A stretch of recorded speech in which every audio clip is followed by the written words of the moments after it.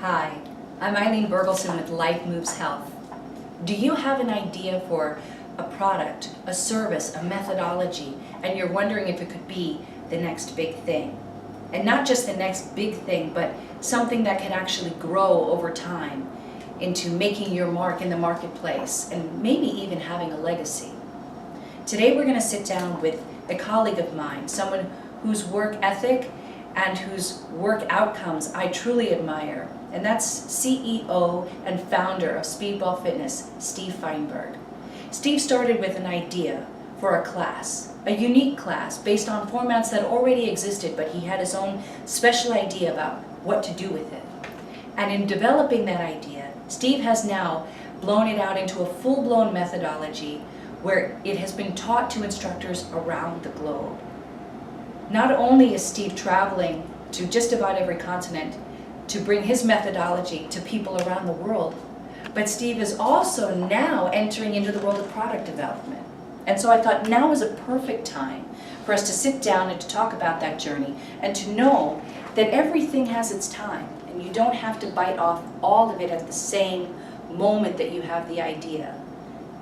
Take a listen as Steve walks us through, or take a look as Steve walks us through what it takes to go from great idea to successful launch. All right, Steve, so let's talk about it. We've got 5 minutes to grab to talk a bit about a very large topic. And go. And go, exactly. But for those of us out there who have an idea, or who think we might have an idea, that could be a method, that could be a product, that could be a service, that could be any of those things, or eventually all of those things, because you've done them all and are already at this point building upon what you've created, I want you to let us in on what that takes. What does it take to do that idea to, right? Okay, Successfully, idea to end result. All right, so I'll try and hit it as if I'm touching both at the same time. Yep. So covering product and or service. First of all, is your product or service, is it special in either what it delivers or how you deliver it?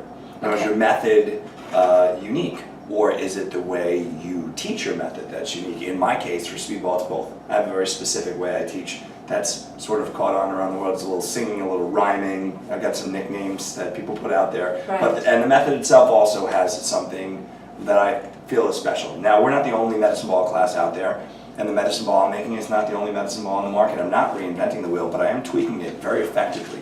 So I say your idea for your product or service is most likely something that already exists, right? Yes. And you're tweaking something. So how special is your tweak? So right? what's your statement on something that's out there? Right. Yeah. What is your stamp? Like, what's your mark that's going to make people stand up and take? Is it compelling? Is it exciting? Is it revolutionary? What is it that does that? And when you move past that and you've got your thing, how does it differentiate you from the rest of your competition?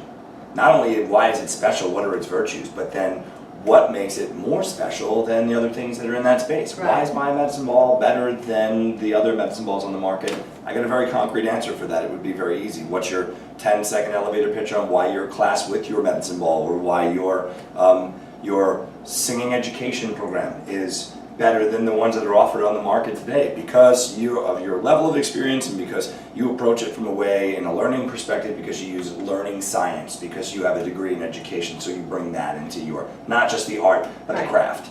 Arts and crafts together, right? Right. So that's your 1 and 2, I would say, and then to move that out into a brand or a successful methodology that expands beyond you. Is it replicable? Can you teach other people to do it? Right. When you make it, how many distribution channels will you have for it?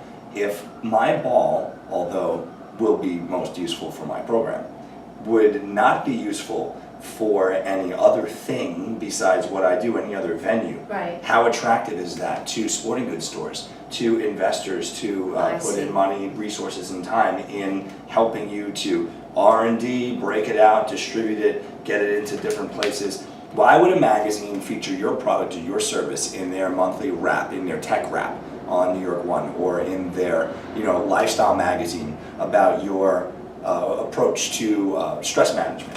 Why would they feature you if you can't answer that, then you need to soul search and find out why, and that's what's going to make your product special. Okay, then, so to have a broad reach, which is what we're talking about, if this product, this service, this methodology is successful, meaning successful in that it is able to reach people and continue to have a life beyond the initial release of the idea. So this longevity factor that I know we also keep circling back to. The idea is understanding the point of uniqueness in the idea itself.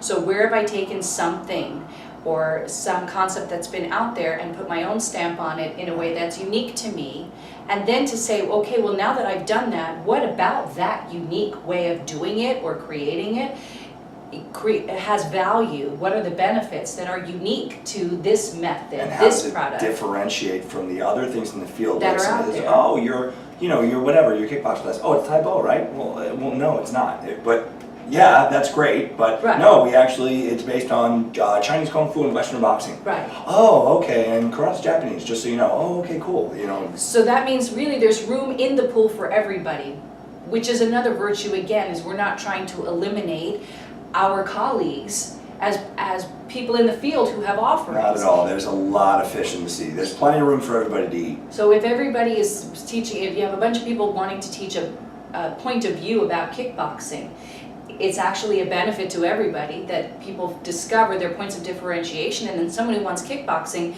is so excited that there's all that variety out there to Collaborate, co-endorse. I mean, if you want to have an epic brand, choose from. Right. you need to get other people who have credibility in your field of manufacturing, distribution, or service creation to endorse that. Right. You can't live you can't live in a bubble on an island in Right. a special place that doesn't exist on the map. You have to be mainstream and you have to reach different demographics. The only way that we are going to attain that level of success, recognition, and eventually hopefully the wealth that goes along with it, the compensation that's fair, is by getting other people to collaborate, distribute, endorse.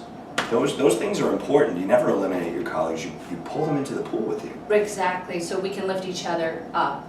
Then to sum up, if we figured out what's our point of uniqueness, we figured out what those virtues are for our unique offering, and then to work in concert with that community and recognize that there is a life beyond our one application, especially in product I certainly development. hope so. Right, so if there's, I know Right. Steve, you have music mixes and in addition to the medicine ball as well. Yeah. So creating something that has a shared value, something that can be used beyond the scope of your class. And so it has many lives. So we create products or services that have potentially many lives.